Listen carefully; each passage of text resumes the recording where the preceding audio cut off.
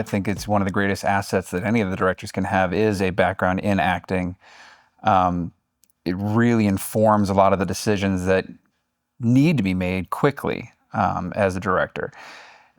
It's such a short and intense process. You can't really have the time to vacillate from one decision or another. You kind of just have to pick one and go with it. It may be the right choice, it might not, but it just depends on being able to pivot. So the experience on the stage of knowing what you wanted as an actor from your director really informs what you do as the director for your actors, if that makes sense.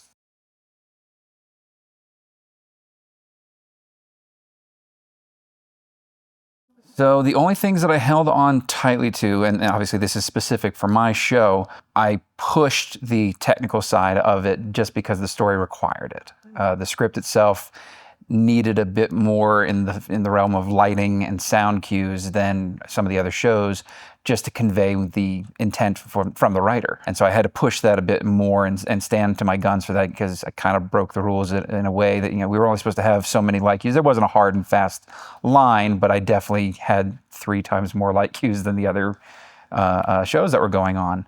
But again, it was necessary for the script. And so I would encourage anyone that if there's something that you think needs to exist for the story to be told effectively, stick to that gun. On the other side, I was willing to let certain things go in the collaborative process as far as control. If someone's got a good idea and it might not jive with where I was going, it's really good to let go of that ego and just play with it even. Yeah, even if it doesn't work and you realize, okay, no, let's go ahead and pivot away from that. Don't immediately throw up walls just because it wasn't your idea. It could be much better than what you had going on. And so we had 2 moments like that one was from one of the actors and one was from the stagehand that we had that made it into the final production, and were absolutely better than what would have happened if I had just held on and said, no, I didn't come up with that. I have to have control. No, that's what theater is. It's collaborative, and that's what makes it so fun.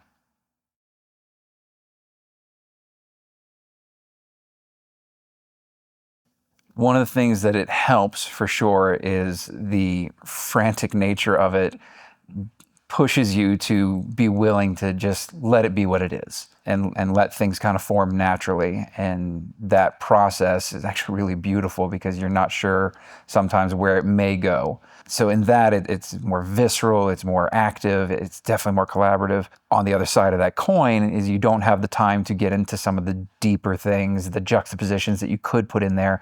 If it's written very well, that may already exist in the script, but you may not have time to discover it as a director, as an actor, to get the things that the subtext that you might not have, that the writer might not have even realized was there. So it's really nice, and the adrenaline fueled side of it that gets you just moving and shaking and making decisions and creating something fast and furious, versus being able to really get into the minutiae of some of the things and find some really deep and powerful moments. You may in the process, you may not.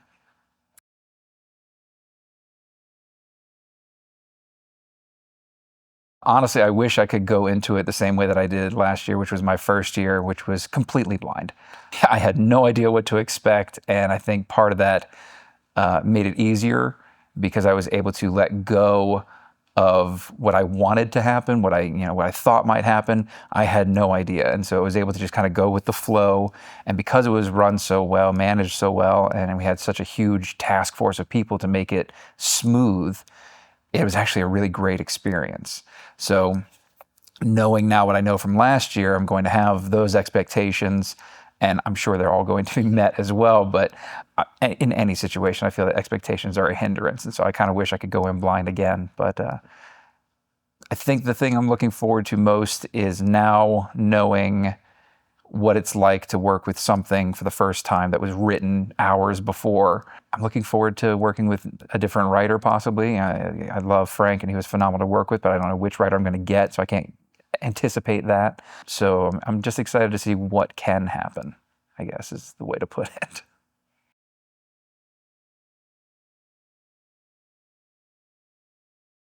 The greatest asset that any actor that comes trying to be part of the 24-hour plays is range. If you can quickly show us that you can do just about anything, that's going to make you a high commodity for any one of the director and writer teams. If you've got a special skill, that's something that might be useful. absolutely showcase it, advocate for yourself, be loud, be boisterous, in the movement, show that you're willing to look the fool, and just fearlessness, I guess, is the best way to put it. And that's for any actor, not just for the 24-hour plays, but since we do have such a short window to see you, it's the unfortunate thing of a small town. We know so many people, so it's really exciting when we get to see someone new.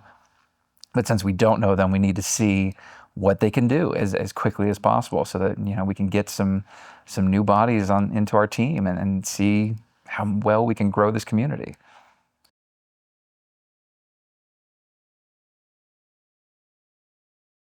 So working in the round is such a unique animal, because you do have nowhere to hide.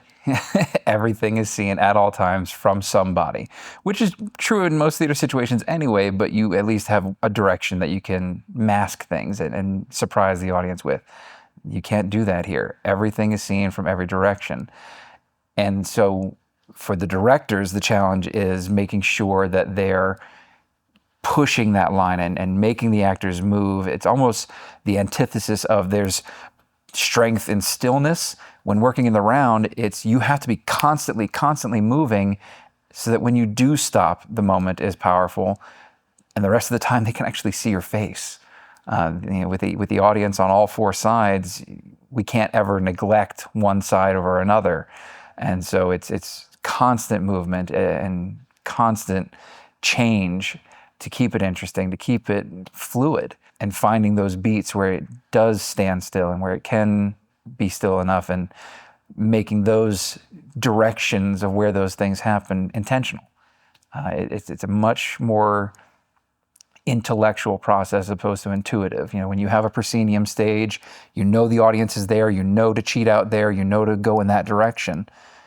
They're all around you. You suddenly have to be much more mobile. So that's something that I would encourage for all of the actors in particular to anticipate, and for the directors to be intentional with their blocking.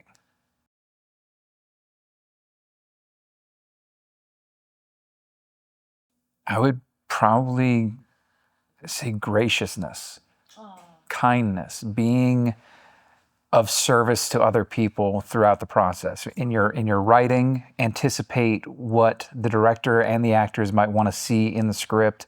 For the actors, being patient and being part of the process. For the directors, I think it's the same thing, just that it's being of service to the process and putting aside ego the entire time, because we don't have time for any of the drama that comes along with. Fight for what you believe in, but be flexible to the things that could happen that you didn't anticipate.